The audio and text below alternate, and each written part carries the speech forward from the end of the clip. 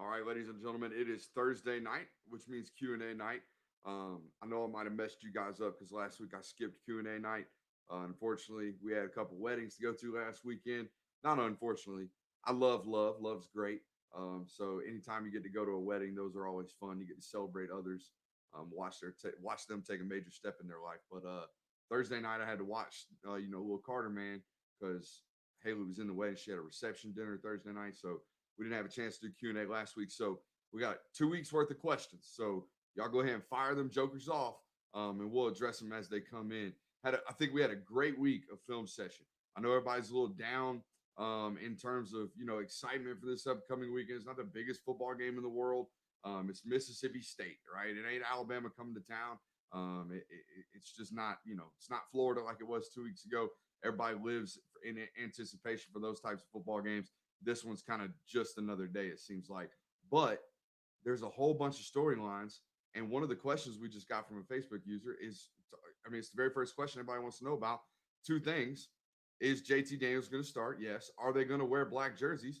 We don't know. Let's hit the questions right now. So we got them lined up. Said, turn your mic up a little bit. I'll bring it a little closer.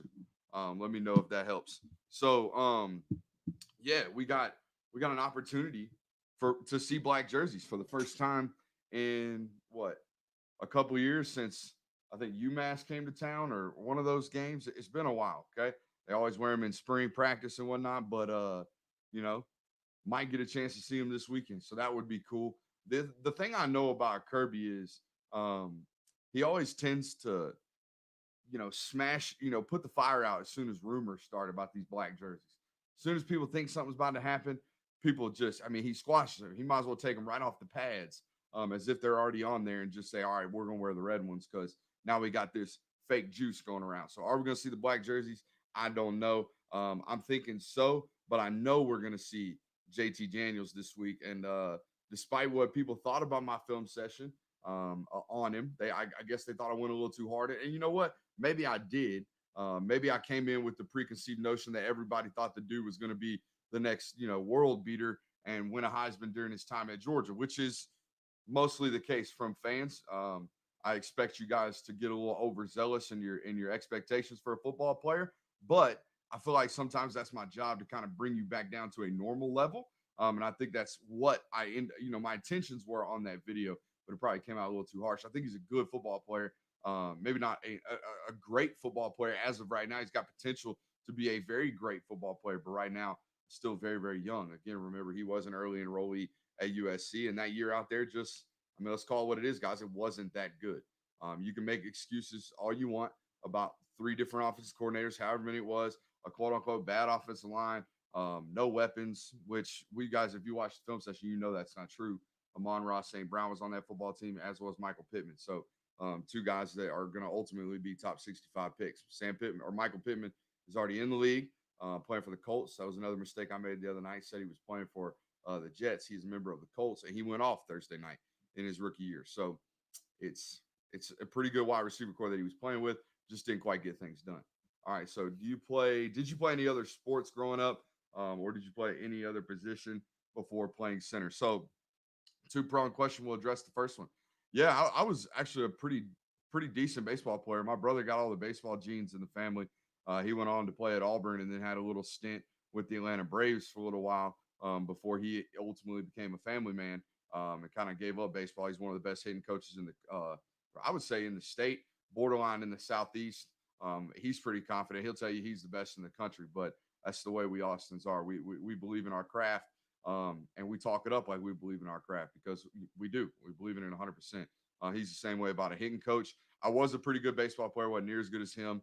I tried to play some hoops growing up, but as you could probably see based off his athletic background, not really an explosive athlete in terms of I'm vertically challenged. Let's put it that way. Not very tall and can't get very far off the ground when I'm jumping straight up in the air. So basketball wasn't really my forte.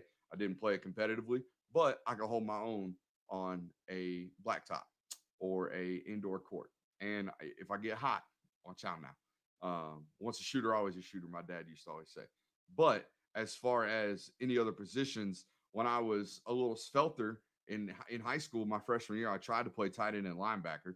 and then slowly progressed closer and closer to the ball as I went like that.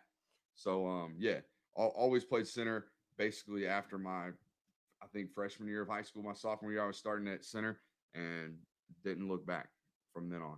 We already talked about JT. Randy, appreciate you for being here. What about that gap control on that Mississippi State defense, though? Awful. We showed you that last night. Last night, we didn't have a whole bunch of people hanging around, but we did do a pretty daggum good film study on those guys.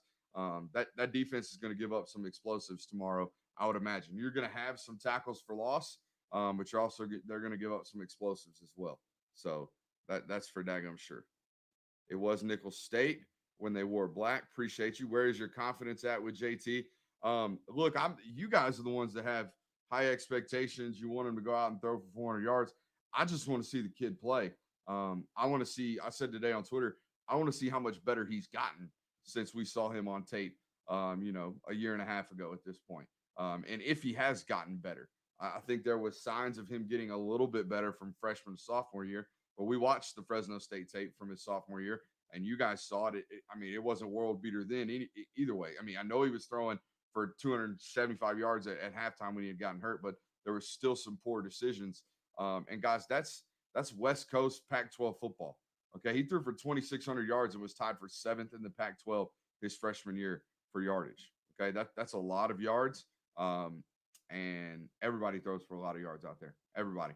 KJ Costello at Stanford running heavy 12 personnel, sometimes 13 personnel, threw for more yards than JT Daniels in 2017. Or 2018. So it's the Pac-12. They chunked that thing around.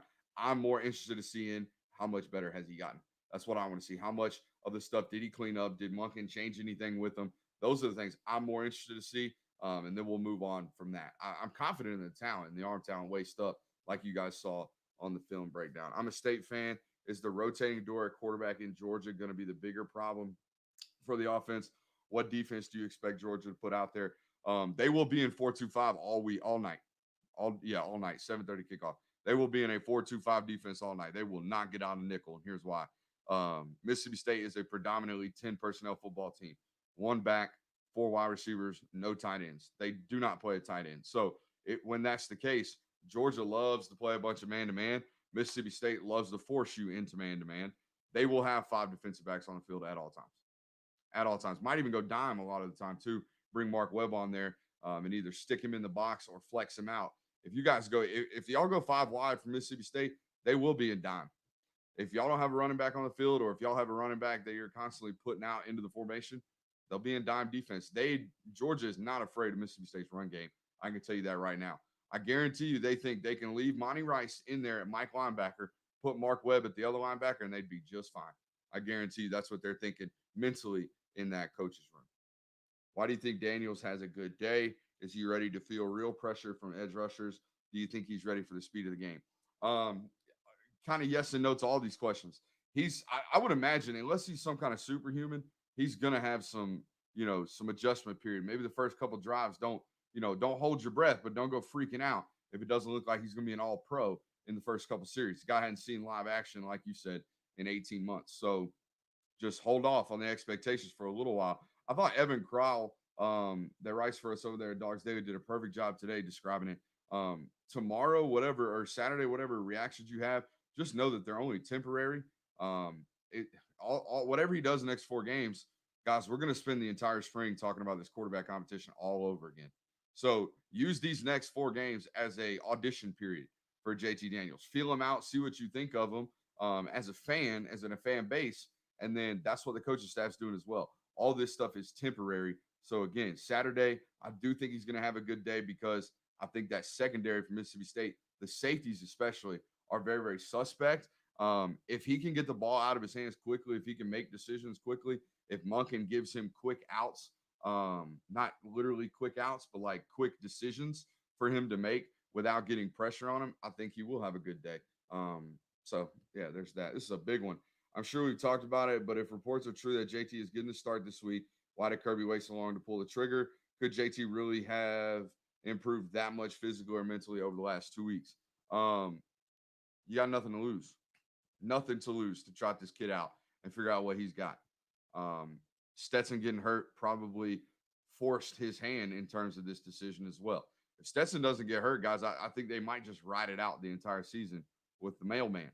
But Stetson goes down with an AC joint sprain, and now all of a sudden it's like, oh well, we saw what Dewan was. Why not, roll JT Daniels out there? And from all indications, he practiced really well the last 2 weeks.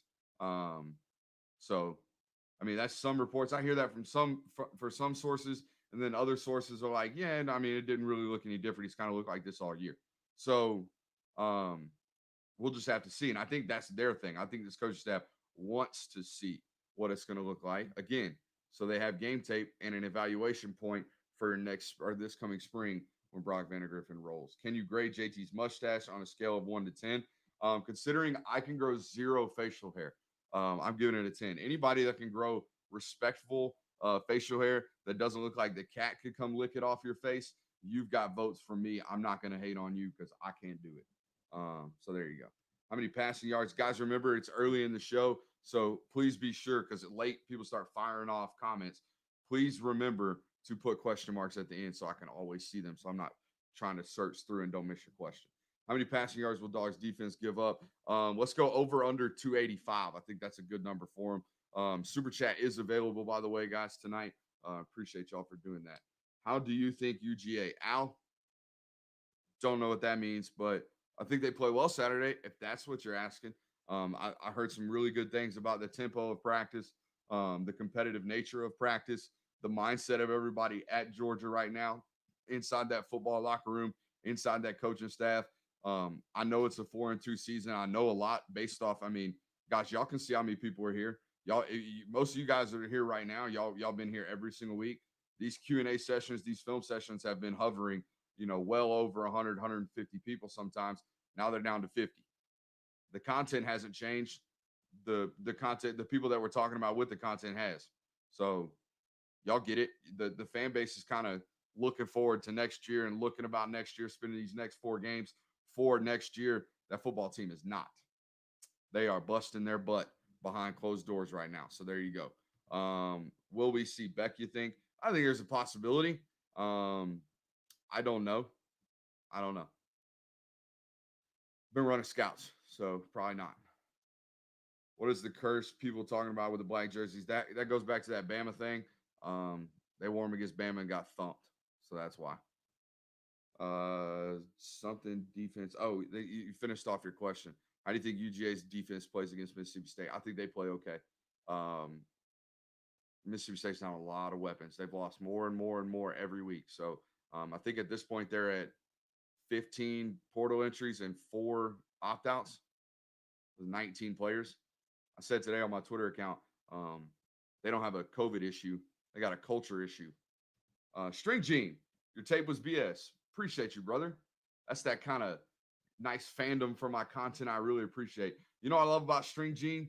He's got some comments like this, but I mean, he comments on every photo or every video, so he must watch them all. So, hey, if you watch them and hate me, that's fine.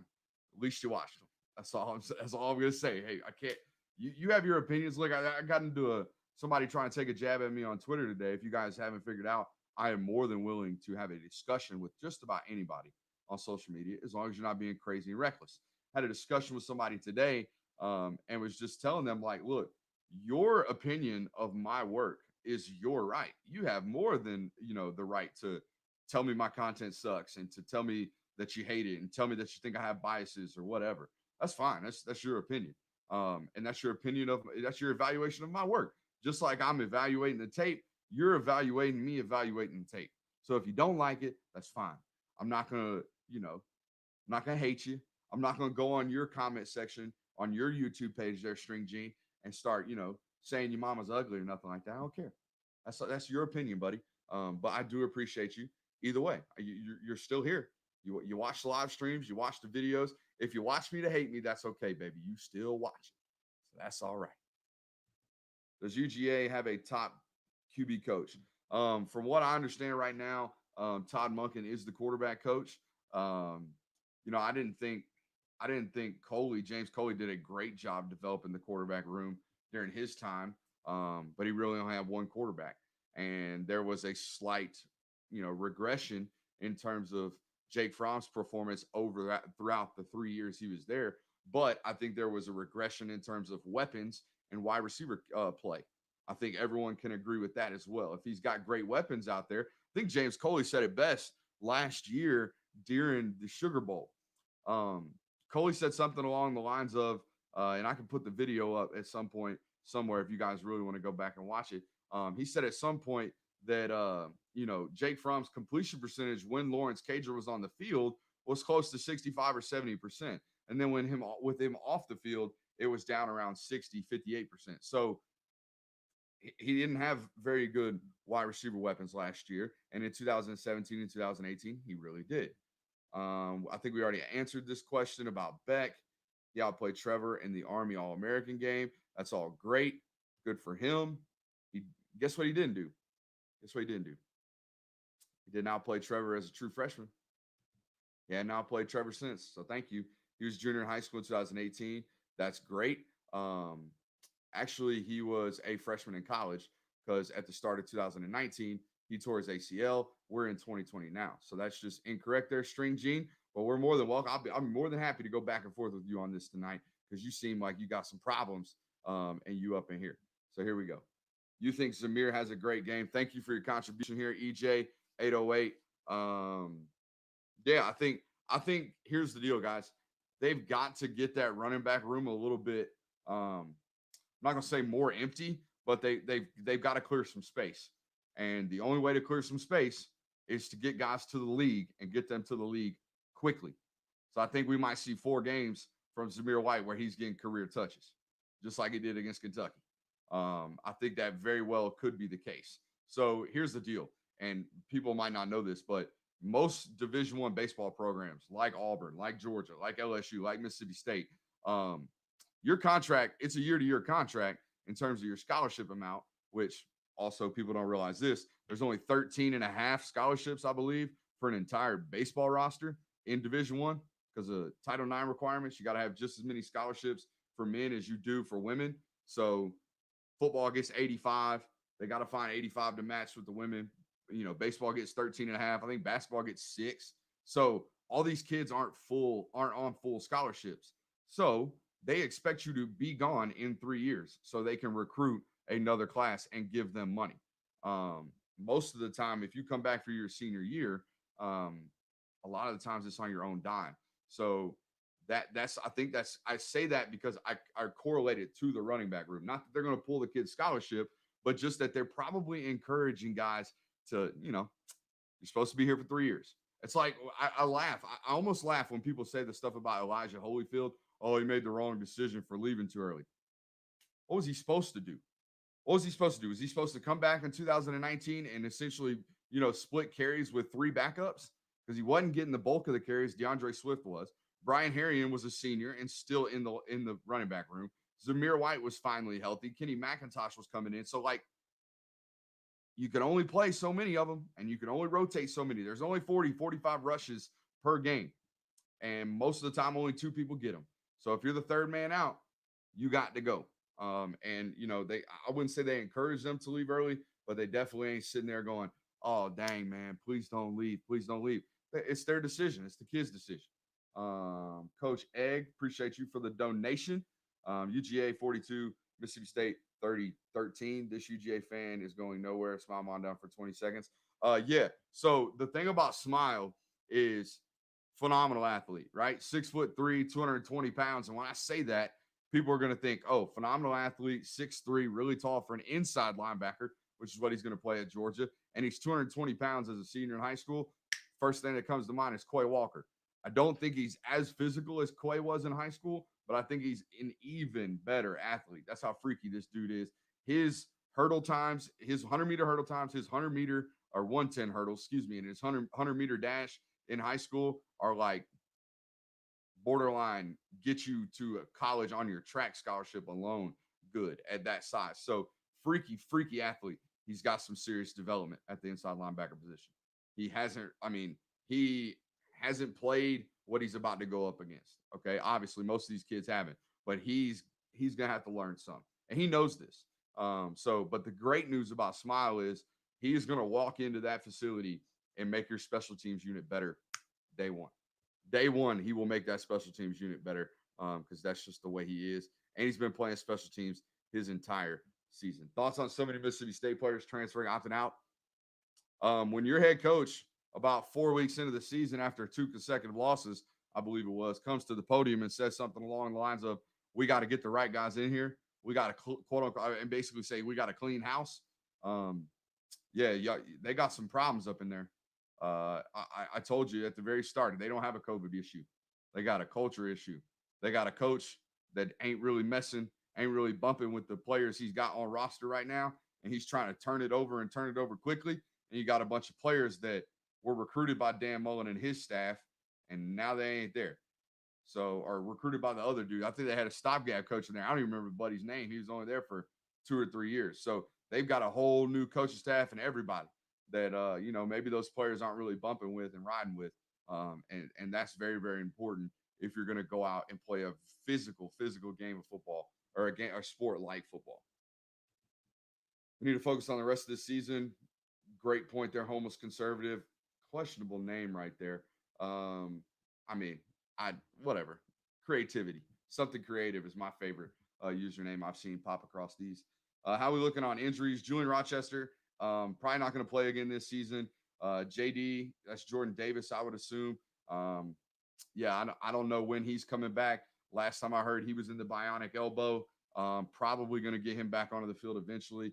Tyreek, you're talking about Tyreek Stevenson.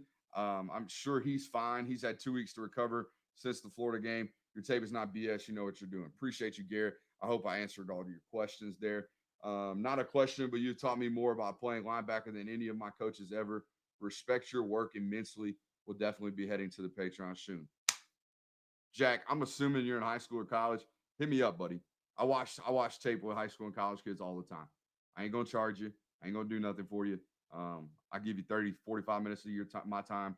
We'll watch whatever practice film you got. We'll watch whatever college film you got. High school game film, don't care. Not there to trash on your coach. We're not going to talk about what he's doing or what he's not doing.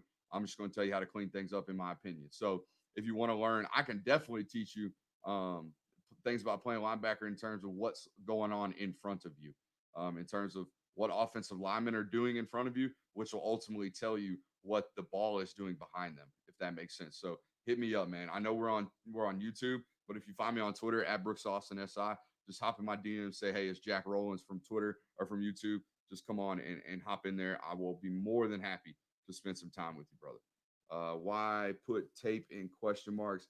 Only one thing we know for sure, it was tape. It was tape. Living rent-free in mama head or man's head.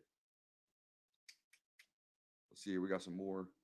We just got a $5 one from Brandon. What's your guesses on returning upperclassmen on the defense next year? This right here is an absolute cluster, a cluster F, if you know what I mean. I don't know. They don't know how many extra scholarships they're going to get from the NCAA. They don't know if they're going to even get extra scholarships from the NCAA, like baseball did, like basketball did, like women's sports did. They don't know. They have no answers, which is typical NCAA.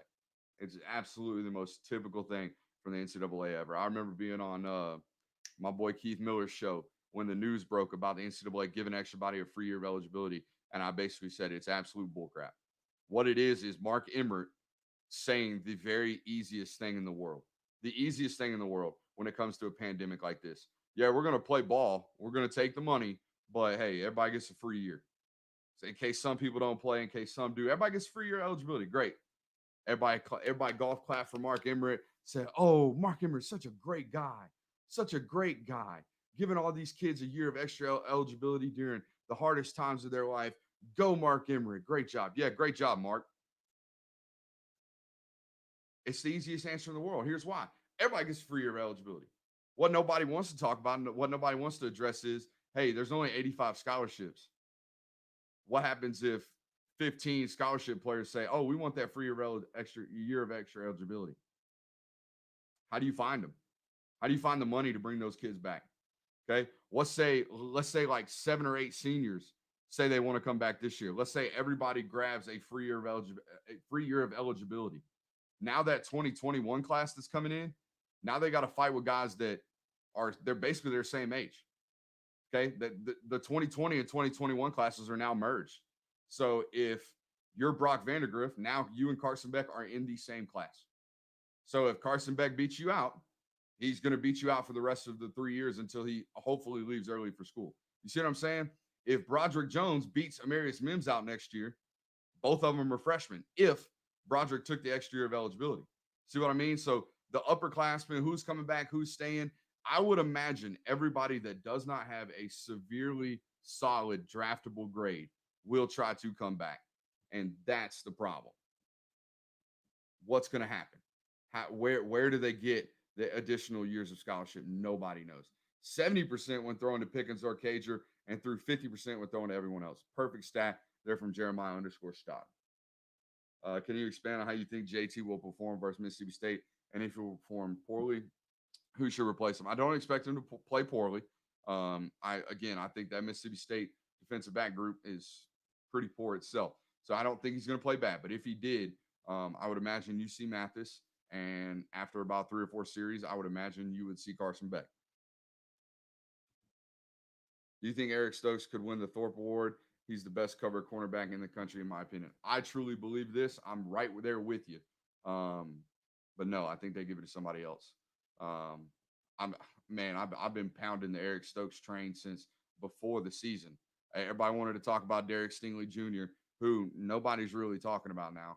I don't know if he's hurt. I literally don't know where Derek Stingley is. I haven't heard his name yet. Maybe it's because they're in a dumpster fire situation right now.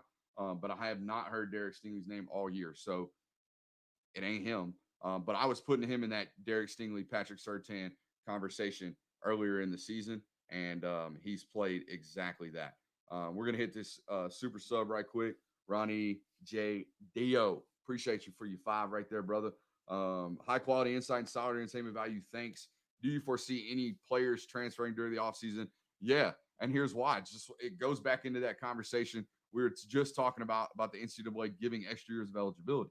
Some of these kids, they're going to ask for the extra year of eligibility, and Kirby Smart and the staff are going to have to say, man, I'm sorry. We would love to have you here, but we just don't have room. It's going to come down to that, guys. That's why I was so ticked off about the way in which people responded to the Mark Emmert decision to just give everybody a free year, because nobody thinks about the tough decisions of the kid that wants to play his final year at Georgia and wants to get another year of eligibility to play, and all of a sudden he doesn't have a scholarship, or he's got to go play that final year at Troy or at Coastal Carolina or at Georgia Southern, which, guys, they're not bad programs, but they're not Georgia. You see what I mean? Like, nobody ever wants to talk about those things. So yeah, I think you're going to see more transfers this year than you ever have before. And it has nothing to do with culture. It has everything to do with COVID in this sense, because of the extra year. Everybody's getting one. Let's see here. Is George Pickens healthy? Everything I'm hearing says yes. He will be back, Brandon. So that is good news. What up? What up to you, S. Sims? Sims 31. Thank you for answering my question, Brooks. Good night, bro. Have a good one, Hunter.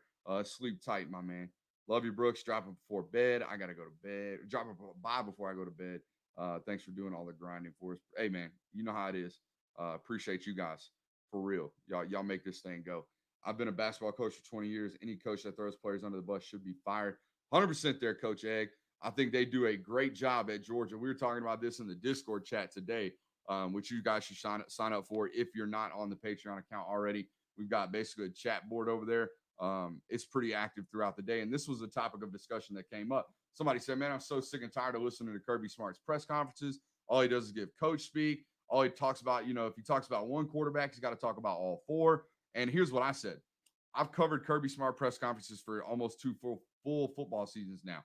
Every single word I've either read or heard. If I couldn't stop by for him, I was listening to him, or I was reading the direct quotes that the SID department sends back. And y'all call it coach speak. I see the coach speak. I get it. What I see is a coach standing up there and protecting his players every single time he's asked a question. You know why?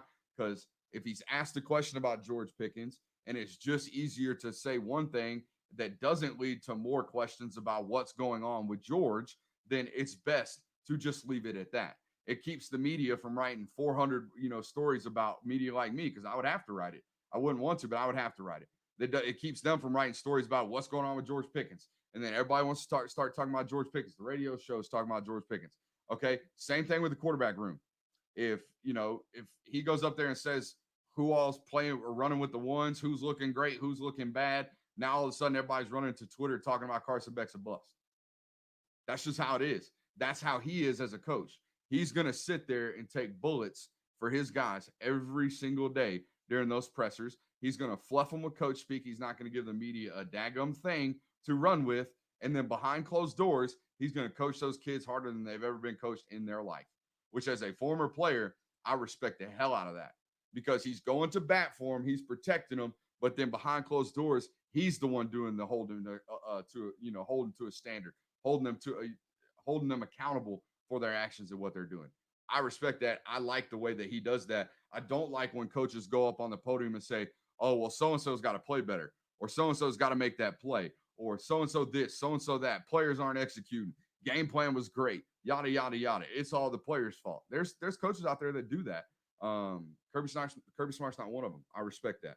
I think Richard LeCount comes back for a fifth year. I don't. I think he's a third-round draft pick and ultimately will be gone. Brooks, I heard you have a merch store on the way. Can you talk about that? Yeah, we are my tech team because, guys, I'm going to be honest with you. I'm not like super smart, as you guys can tell. I'm just a nut that is really, really smart with football. It works pretty hard. I don't know how to create a website and all that stuff. I just know how to create the content for the website. That's what I'm best at. So if I ain't good at something, I'm going to bring somebody on that is good at it, and I ain't going to mess with them. I'm just going to let them do them and figure it out. So I've got a merch store getting added to grindthetape.com. It is in beta right now, which I've been told is a math or a computer term for in test mode. They're testing it out right now. It will ultimately be rolled out pretty soon. So you guys can get your merch over there on grindthetape.com. Brooks, who is better, Brock Vandagriff or Gunnar Stockton? I'm gonna hold off on that one. Two insanely good football players, two kids that do it in a totally different way. I think Brock is the better athlete. I know people are going to go, oh, well, look at Gunner's running numbers. Yeah, go look at him. Oh, look, my wife chimed in. Happy birthday to my husband. Hire me as a model for your T-shirts. I can rock a good T-shirt.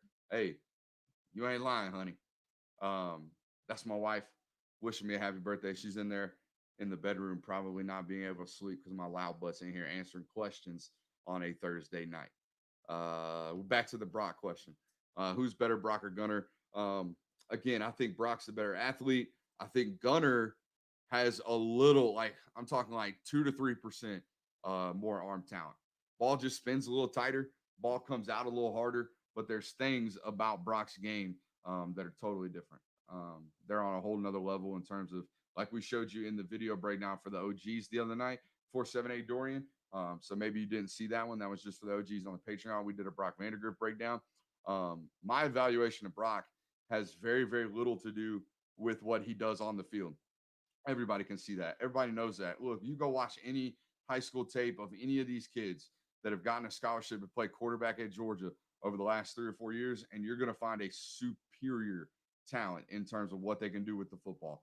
Ungodly type of stuff. They all get there, and what separates them, what sets them apart, what sets them apart when they get there is what's their work ethic like? What's their mentality like? How do they process information? What's their drive look like? How tough are they? How hard do they work in the weight room? What kind of person are they? What are they doing in the classroom? Things like that. All those question marks.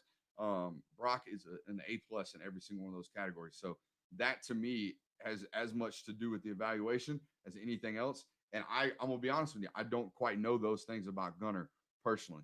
So that's something that I would have to seek out to give you an answer on that opinion. But I kind of broke down the differences between their game. I think Brock's the better athlete, superior athlete, a lot more twitch, bigger, faster, probably stronger. I don't think I think there's a slight difference in their arm talent and, spin rate and things like that, if that stuff's important to you. You think Florida can play with Alabama? Absolutely. They're a terrible matchup for Alabama. I mean, if you're going to beat Alabama this year, you're going to have to score 50, and Florida can absolutely 1,000% score 50. Who is better, Kadarius Toney or John Mechie? I'm taking body of work there, and Mechie's been doing it for a year now. This is the first full year on the scene with Mechie. I know he came on last year a little bit late in the bowl game. We got to see more from number 8 from Alabama, but he's he's a dang good football player, but he's a little older. I think he's like a sophomore or a junior. I know he's got time spent with Mac Jones on scout team since they've been there together. So I think he's an upperclassman already. So he's got to get to work. I do like Kadarius Toney's game though. Happy birthday, bro. You think the Dogs can win out the rest of the season? I sure hope so. Thank you, EJ, for the birthday wishes and the donation. I mean, good Lord, if you can't beat Mississippi State, Vanderbilt, Missouri, and South Carolina, a head coachless South Carolina, what are we doing here, bro? Like your practice squad ought to honestly be able to beat those teams based off the way you've recruited over the last couple of years. So I would hope so. Appreciate you for the comment. Do you think Patrick Surtain is the best cornerback in the SEC? I do. I do think he's the best. Surtain, Stokes, Stingley, Sean Wade, if you had to draft one. If I had to draft one, I would take Surtain. I think it goes, well, Stingley's in a different class. I think it would go there. If they were all in the same class, if they were drafting tomorrow, I would go Surtain, Stingley, Stokes, Wade. That's the way I would do those 4. Hey, I'm here for this, Jack. Jack, I'm here for this. I mean, I would let Broderick Jones play some D tackle. If y'all go back and watch that high school tape, he'll play D tackle or DN. That crap's scary. Could you imagine a 6'6", 300-pound Broderick Jones, who is by far one of the freakiest athletes I've ever evaluated and seen up close? Y'all don't understand, A, just how big that kid is, and B, just how athletic he is. He does everything like a wide receiver in terms of like, I love to watch when I go evaluate talents. I love to watch them warm up, do things like A skip, B skip, watch them clear their hips, watch them backpedal, do things like that. Cause it teaches me body movements. It shows me where their deficiencies are. If they got tight ankles, if they got tight hips, if they're a leaner, things like this. I can figure those things out by watching them warm up when sometimes you can't by watching them do whatever workout they're doing. So that's when I evaluate, especially big guys like this really, really quickly. Broderick's one of the most like nimble, freaky, twitchy athletes I've ever seen. And he's 6'6", 300 pounds. So I would love to see it playing defensive tackle or defensive end in this case in that Malik Herring role. So that would be nasty. Jay Calloway says you guys should join the OG Patreon if not already. We talk about this stuff in the OG Discord server a lot. Basically what I told you over the video. So that's straight from the horse's mouth right there over there. One of my OGs. What up, Brooks? What up, Top Dog Blogging? It's my guy right there. My English was terrible in that. I'm tired. It's all good, brother. My English is always terrible. MSU game getting canceled? I don't think so. I think they're going to be okay. Unless there's been some breaking news, which in case I would hope somebody would have called me by now and told me like, hey, get off the live stream. Georgia's game just got postponed. We need to get on the breaking news. I would hope that would happen. I don't know what YouTube link this is, so y'all let me know. He's a little better about answering those questions on that YouTube link, guys, but he might get back and check here as well. Yeah, I think maybe they're having problems over there on the Facebook page. If you are, hit up YouTube. Those come in first for some reason on StreamYard. Sorry about that. Kirby has the savings, so quit asking. Yeah, he does. When it comes to talking about kids a lot, and as he should. I think that's where he learns it from. Who wins the SEC? Florida or Bama? I like Bama, slightly in that matchup. It's a coin toss, though. Happy birthday, brother. I'm always working, man. This comes from my stepdad. His name's Mike McKinney. Taught me a lot of things, and one of them was, his birthday is 3 days before mine, and my birthday almost always falls on a Thursday. So for some reason, I don't know what that is, but my birthday almost perennially falls on a Thursday, which means his birthday is typically falling on a Monday. And he's always told me, he's like, hey, man, because I tell him happy birthday, what we're going to do today or whatever growing up. He's like, man, you'll realize once you turn 21, enjoy it, because that's the last one that means anything. The rest of them, you're just another grunt working out here in these streets. And that's exactly what it is, man. As soon as you turn 21, the rest of them are just, hey, to me at least, hey, it's just another day. You got to get up. I had to go to work today. I had to come back here. I had to, be a father, be a husband. And then get on the YouTube. It's just what has to be done. Also, go and get Patreon sub. Well worth it. Appreciate you, Clayton. Happy 26. Thanks, bro. Who's the best player you ever covered? It's a good question. I'm fairly new to this. But man, I don't know. I was really, really high on Jalen Carter. That was kind of turning out. But out of high school, I don't think I went to bat for anybody harder than Tyreek Stevenson. So probably him. Brock is up there just with the things that he can do. Broderick's up there just in what type of athlete he is. So all of those, I mean, they're all great football players. If they're going to Georgia, they're insanely good. Hot take right there, I know. Appreciate you. 26, don't look a day over 20. That's the goal, right? Thoughts on Brock Bowers' game? Freak. Freak. He's 6'3, 225 and runs with the ball like a running back. If you go watch Trey McKitty's tape from FSU, that's what I think Brock Bowers can be. I don't know what happened to Trey. Maybe they're just not using him like I thought they were going to. Trey at Florida State, man, he was insane. They would line him up at X. They would line him up at Z. They would line him up at sniffer. They'd put him on an end line tight end. They'd put him in the slot. They would do absolutely everything with that dude, and he moved exceptionally well. There's a clip of him catching a behind like a tunnel screen and taking it like 65 yards against Syracuse, like freaky, freaky stuff at 6'5", 245 pounds. Brock's going to do all those things. Brock Bowers is a nasty, nasty athlete. He's like like I said, 6'3", 225, 230 pounds. He's a bona fide 4.58, 4.6 runner. 40-inch vertical type guy. Super, super explosive. What's up with Nolan Smith? Not really living up to the hype so far. Opportunities here, just like Adam Anderson. Everybody's like, oh, Adam Anderson overrated. Adam Anderson's a sign that Kirby can't develop. No, Adam Anderson's a sign that Kirby stacks the hell out of that outside linebackers room. That's all that is. Ain't got nothing to do with development. That dude gets on the field, makes plays every single time. They're just loaded, and they only play one of them. That's why I tweet every once in a while, just to remind you guys, Georgia is a 4-2-5 base defense. They are a 4-2-5 base defense. They play one outside linebacker in the jack position, and his hand is in the dirt. He might as well be playing defensive end. And for the last 2 years, Azeez Ojulari has taken 75 to 80% of those snaps. So what are you going to do? Sorry. You just can't get on the field. And when Nolan does get on the field, he's hit or miss in terms of setting the edge early on rundowns. Those are the type of things that are going to keep Kirby from putting you back onto the field. Kirby, Belichick, Nick Saban, they are defensive minds that are oriented. Their brains work like this.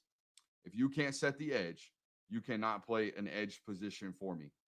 If you cannot hold your ground and keep your outside arm free, you cannot play for me at defensive end or outside linebacker or on the edge of a defense. You can't do it.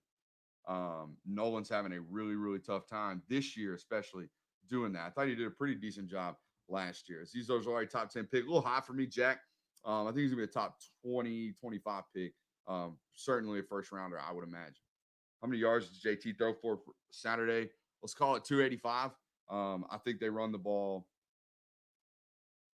48 times. Better player, Malachi Moore or Elias Ricks. This year, Malachi Moore is playing out of his daggone mind. Elias Ricks, two different positions, though. Malachi is more of a slot corner, more of probably going to convert to safety as he gets older and a little bit bigger. Elias is a pure cover corner. That's what he is.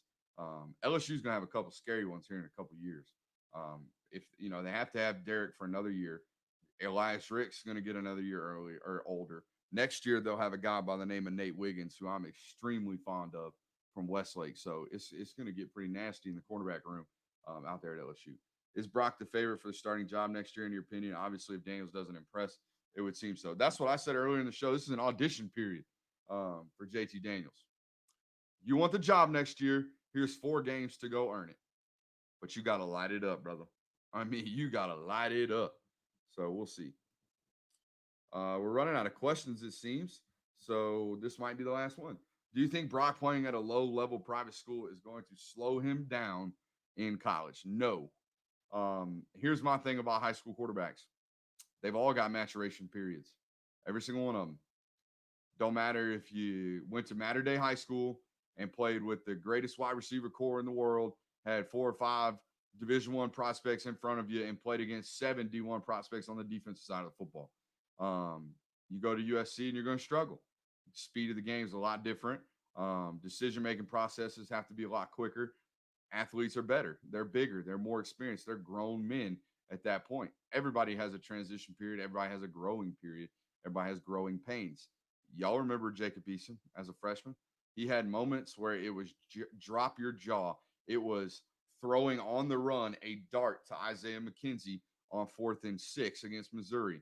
And then the next week, it looks like, oh my God, what is going on at the quarterback position? So you're going to have those moments. It's just about whether or not you're going to grow with that kid or you're going to give up on that kid. A lot of fan bases have gotten to the point now where they just expect kids to be great the moment they step onto the field. And that's not really realistic, even though I do think he has a chance to be a very good player as a freshman, a very, very good player as a sophomore, a great player by the time he's a junior. So there's that. Do you think JT staying as QB1 next year or will be Brock game one? Same question, kind of same question. We'll see. This question I think will be answered over the next 4 games and then in the spring as well. Why didn't UGA recruit Will Anderson harder? Kids balling at Alabama. No idea. Wasn't covering the beat at that point. I'm sure I can do some research into it and figure it out. Sometimes they just get in late on these kids. Same thing with Nate Wiggins over there at Westlake. I think they just got in the game late. Like they just didn't show the kid no love until late in the process. And at that point, he'd already built relationships with everybody else. I think that might be a form of what happened there. Down for any other podcast appearance, bro? You know the answer to this, Top Dog. Just hop in my direct messages, man. You know this. I never say no. Anybody that's listening to this, if you got a podcast, I don't care if you and your mama and your wife and your babies, because you make them listen to it, are the only people in this world that are listening to your podcast. I will come on and I will talk because that's what I do. Here we go. Jack Rollins. I'm a 6. So this is buddy that wanted me to, saying I was helping him out at linebacker. That's great. So you're a 6'2", 220-pound linebacker in high school. How do I get more offers? Game tape, first of all, dominate on the field. If you're out there laying folks out, man, that it's going to be over with. If you put together a great highlight tape and send that off to coaches, you will get noticed. End of story. Prime example, and everybody ain't Smile Mondon, okay? Dude never went to a camp ever. The tape was that good. The tape was that good. He got offered solely off his high school tape, which back in the day was how it went. I'm not really, I've never been you got to go to camps guy because I don't run camps. So I'm not, a little bit biased in terms of, hey, you got to come to this camp. It's going to be great exposure. I think the best exposure for you is game tape. The other thing is, man, and I wish I would have done this a lot more. Guys, these email addresses for these college coaches are public information. You can go to every single website. You can go to Jacksonville State's website and find every single coach on their roster. You can go to Georgia's, do the same thing. Every single one of them has an email address. I had a buddy, and here's a story for you. His name's Jordan Drake. He ended up playing in Navy after he went to Georgia Military Academy, where Byron Young, the JUCO kid, is at now. He put an Excel sheet together of every single college coach that had public information on his email address that he could possibly find. And every single day, he sent them email addresses, emails. And after about 6 months, finally, they started picking up on it. They're like, all right, this kid can play. Not just, hey, coach, my name's so-and-so. Hey, coach, my name's so-and-so. Here's my tape. You should be doing 3-game highlights. Heck, I mean, y'all got time. Y'all might as well do game-by-game highlights. Put them things up on social media. They can't come see you. They have to see your tape. Put game highlights. Put 3-game highlights. Package them together. Your best plays from 3 games. Put us, mid-season. Put a 3-quarter season after like 8 games. Put a regular season. I mean, every single opportunity you can get to make yourself publicly known and market your abilities, you've got to do it. And if you need help on that, let me know. You consider any advertising? Colby, I have. We've got insane amount of audience retention rates here. The people that show up typically stick around for almost everything we do. There's some in and outs every once in a while, but most of the people that are here stick around for a while. So if you guys know any companies that are interested in, attaching themselves to a little bit of these shows, I'm more than open into it. I was going to let this thing build for a while, before I'm up in here going. And this question's brought to you by Joe's Tire and Auto. Come down to Joe's if you need me to fix a flat. Okay. It's gonna be a while before I do that. But hey, if you got, mom and pop company that needs some help in terms of brand awareness, come holler at me. We can make something pop. Let's see here. Where were we at? We're at Jack Rollins' question. Appreciate you, Jack. I'm serious about watching some tape with you, young man. Come holler at me. We'll figure that out. What happened with our defense against Bama and UF? Are we frauds? Fraud. Or are just bad games? Just bad games. Why did the wheel out of the back burn us so bad? Man, Mullen did a lot of things to change those up. Okay, a lot of it was into the boundary. He changed the looks on every single one of them. Some of them were 2x2, wheel or back out of the backfield on the wheel. Some of them were, 2x2 tight end on the wheel.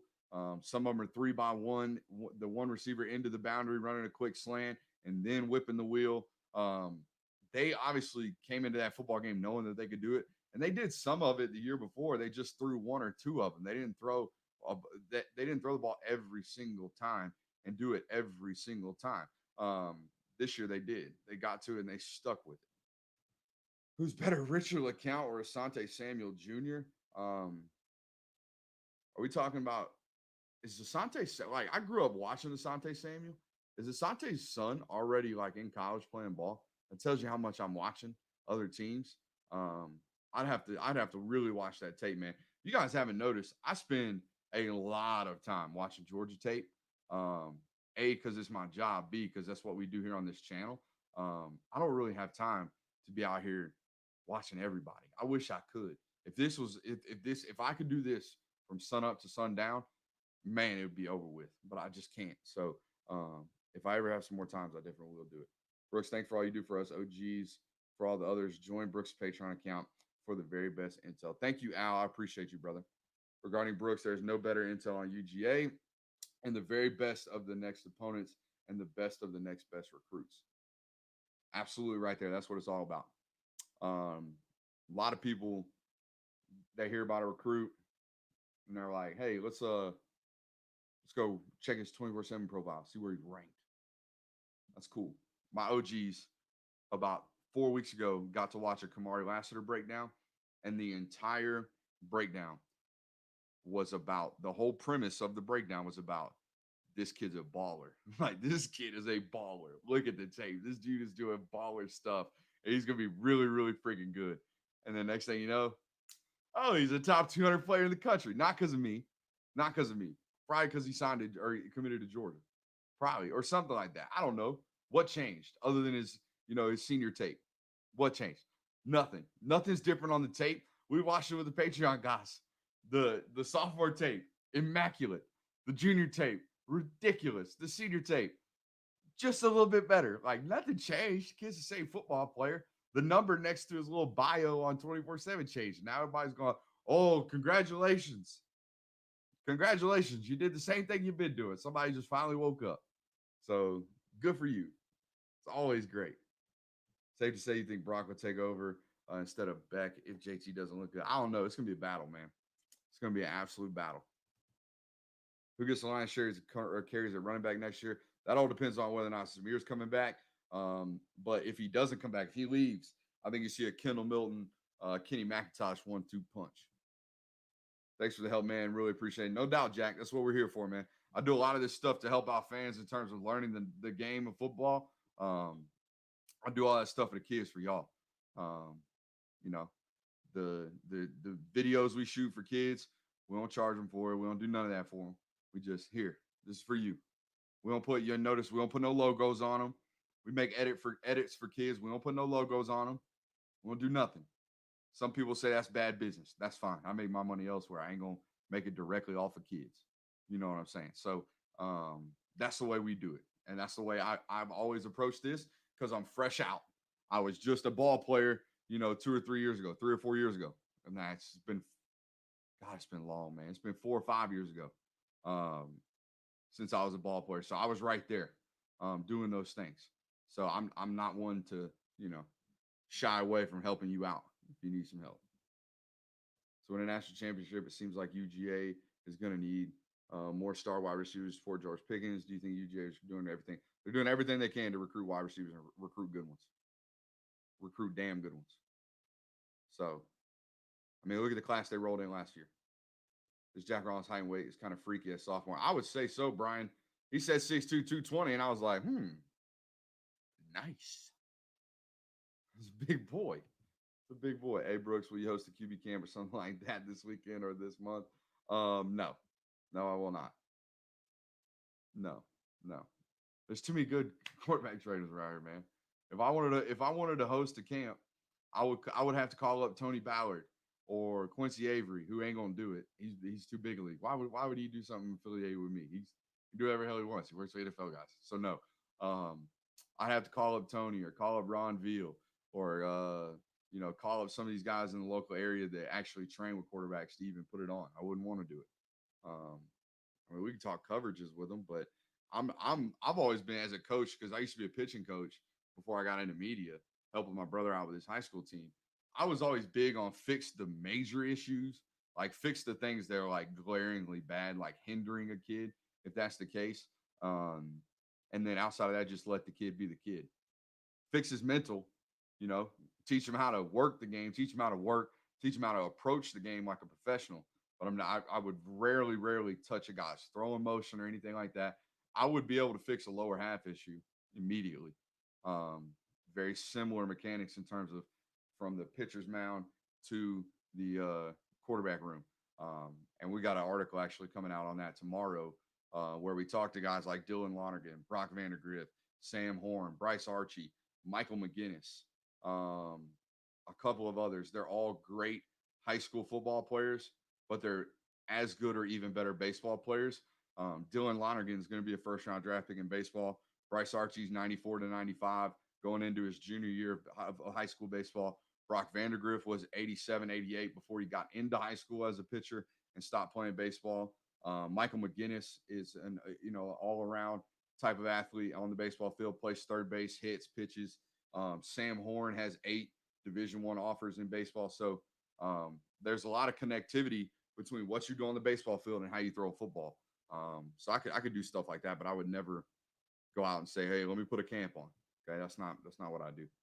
So what do you think about our wide receiver core next year? Pickens, Burton, Jackson, Blaylock, and Darnell. What's their ceiling? I think JT will ball out Joe Burrow type thing with LSU. It's a good comp. It's a very good comp because you got weapons. The thing nobody ever talks about with LSU though is their offensive line won the offensive line award for best offensive line in the country last year. So they had some dudes protecting Joe Burrow too. So it was a great football team all around, and of course the first round draft pick at running back as well. So that was a big team effort. But yeah, that group right there: Burton, Pickens, Jackson, Blaylock, Darnell. The ceiling is through the roof. I mean, they're really, really talented football players. My only question is about, Darnell Washington at this point. I've got some major concerns as to whether or not he'll ever separate. And everyone's going to say, oh, but he's 6'9". He doesn't have to separate. Yeah, you do. You do. You have to separate. You have to create separation, or else you're asking your quarterback to throw a perfect ball every time. And that's just tough to do. Any chance we could get more individual player evaluation? I love the specialized film session on Newman and JT. Yeah, I would be more than happy to do this stuff. But here's what I will tell you. This offseason for my Patreon OGs, and for, not even my OGs, my regular Patreon, the homies over there, they're going to get, 4 or 5, I would say 2 or 3 player evaluations per week where we're watching the all 22 of Azeez Ojulari on Monday. And then Tuesday, we'll flip over and watch the all 22 of Jamari Sawyer and tell you what he's going to bring to the table the next year, where he needs to clean up, what he needs to fix, things like that. We'll take the all 22 and look at Jermaine Burton and say what he's doing, what he needs to clean up, things like that. Okay. That's my plan this offseason. And I would love for all you guys to join me because that's what everybody wants to talk about all offseason anyways. Oh, who's going to make that leap? Who played well? Who did good? What are the grades for this? What are the grades for that? Well, don't write about it. Come see about it. You know what I'm saying? Come watch the tape. Come grind it. Same thing coach is going to be doing all offseason. They're going to be sitting there watching that tape over and over and over and over again with players, with recruits, with the coaching staff. They're going to put it on the board. They're going to reshuffle their depth chart. They're going to go back and do end of season grades on everybody. That's what football people do. That's what they do. They don't talk about it. They see about it. Turn the tape on. It's been said since Newt Rockne at Notre Dame. The eye in the sky does not lie. As soon as they had video cameras, as soon as the world invented them jokers, they were on a football field recording practice. Why?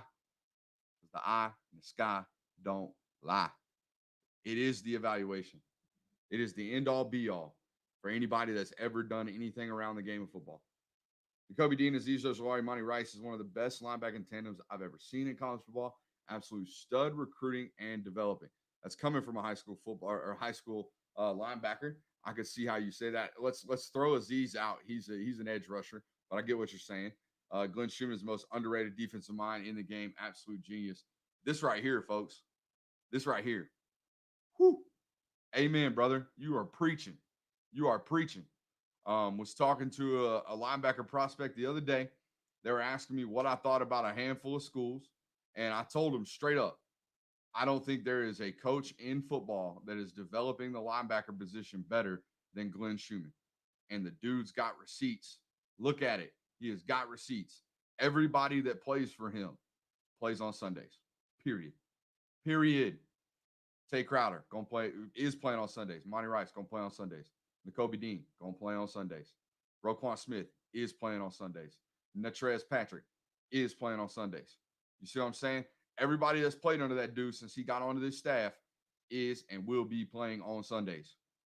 Nobody else in the SEC can say that. Nuh-uh. There's literally nobody else that can say that. That if you play linebacker for me, you will play on Sundays. End of story. Hey, I'm down for this, Jeremiah. I might put that one up just for him. I might just do it just for him. What does UGA have to do next year to get over the hump and not only make it to Atlanta, but to win the college football playoff? Quarterback.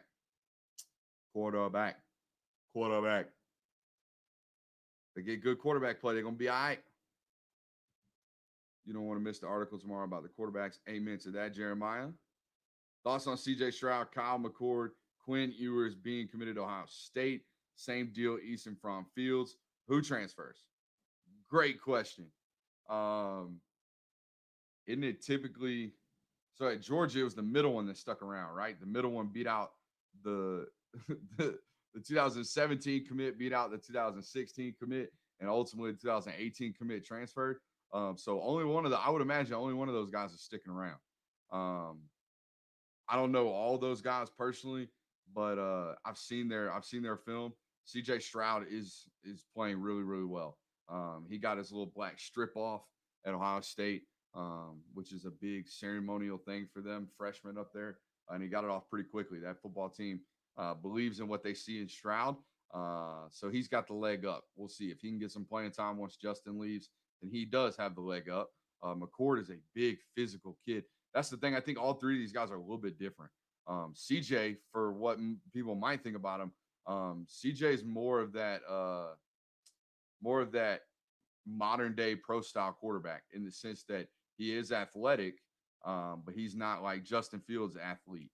He's not even Trevor Lawrence athlete. He's more of like a souped up version of JT Daniels athlete, like a 4.65, 4.7, 4.72 type 40 runner. Relatively explosive, but not like, whoa, look at this guy. Kyle McCord, big physical kid, like real big and real physical. Almost looks like a linebacker playing the quarterback position. So that's his game. Quinn Ewers is a little bit of all of that. He's a big, strong kid, long, lanky, got some decent athleticism, but ball placement's his thing. I think that's what he's best at. Brooks, who do you think will be the next few recruits to possibly commit to the Dogs? Any diamonds out there and they're not on radar? We've got an article on this coming tomorrow morning on dogsdaily.com in terms of where they're going to next in the 2021 recruiting cycle. I'm not going to tell you who's next to commit. What I'll tell you is who the targets still are. Xavier Sorey, Terran Arnold, big targets. Donovan Edwards, the running back out of Michigan, they're still going after him. Now Green, the cornerback from Newton, they're still chasing him. Let's see. Obviously, Smith and Foreman, Mason Smith and Corey Foreman. Kind of a long shot scenario at this point for those guys. I would be on the lookout for Elijah Judy up there. I think there's a possibility that he might reconsider, the kid from Philadelphia. We'll see. I know he decommitted, but Georgia's already had 2 decommits. They ended up coming back into the class this year in the 2021 class. So they're not opposed to taking kids back into the class. That's that. But those are some of the names. Guys, spots are getting limited now. I think they're at 18 or 19 commits. Spots are getting limited. I don't think they're going to take, I don't like talking about numbers because head coaches can do all kind of funny stuff when it comes to making numbers fit and making, whatever they need to fit into a class. But I don't know how they take more than 22 guys. If they get to 23, I would be astounded. Jamie Newman still counts on this class. JT Daniels, I would imagine, counts on this class. Trey McKitty counts on this class. Jared Zirkle, I'm pretty sure, was a gray shirt last year in the 2020 class.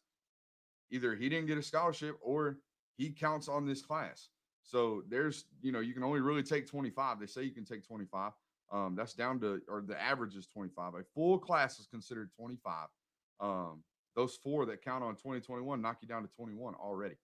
See what I'm saying? So, like, people don't like counting numbers or talking about numbers in terms of how many kids they're going to take into the class because they don't know the number. The guy can change the number whenever he wants.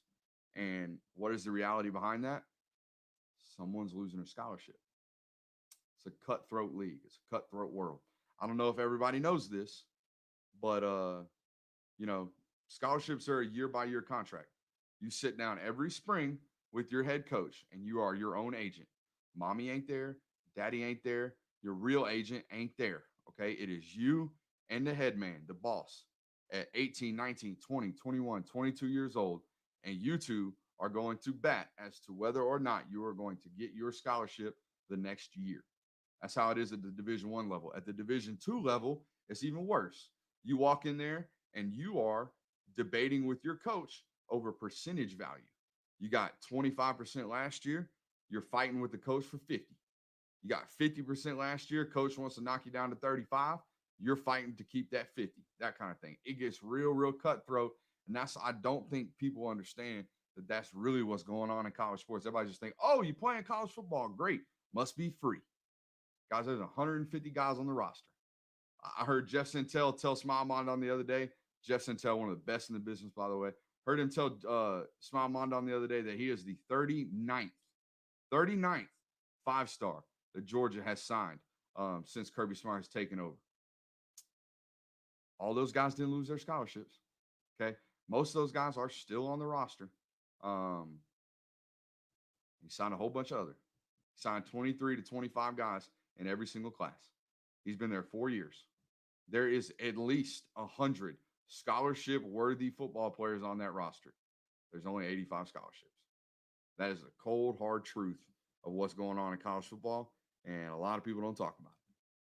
Guys, we're going to take a couple more questions. What are sometimes coaches are having to do in place of a in-person and official campus visits? I can imagine the headaches and the restrictions are causing them. I said this the other day, Justin.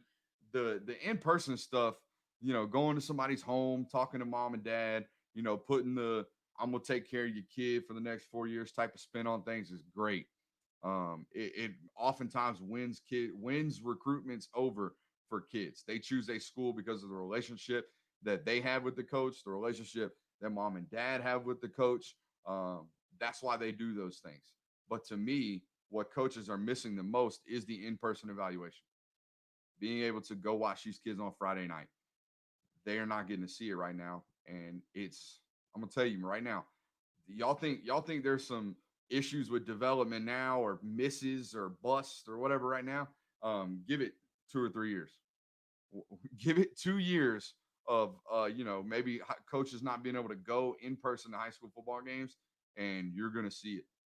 You're going to see, all of a sudden kids got character issues that they didn't know about because they hadn't seen them in 2 years.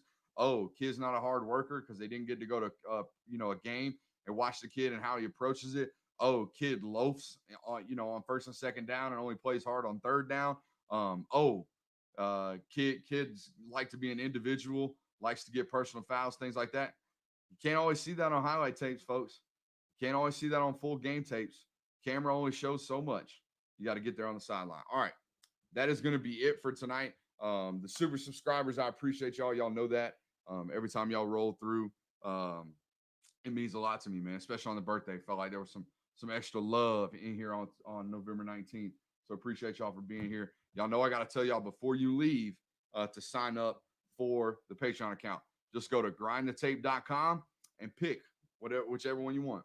If you want that $5 a month, you want that foot long, or that foot long from Subway, or you want Monday's foot long and Friday's foot long from Subway, that $10 a month plan. So hit me up. It's not super expensive. It is super valuable. I have not heard anything bad from people that have a Patreon subscription. They are very, very happy with what they're getting from us over there. So without further ado, man, I'm out of here. We will see the OGs tomorrow morning for a Friday film session. Of course, we're breaking down Smile Mondon. So if you want to come check that out and you're not an OG, go sign up. You'll get it in the morning. We appreciate y'all. We'll see y'all next time.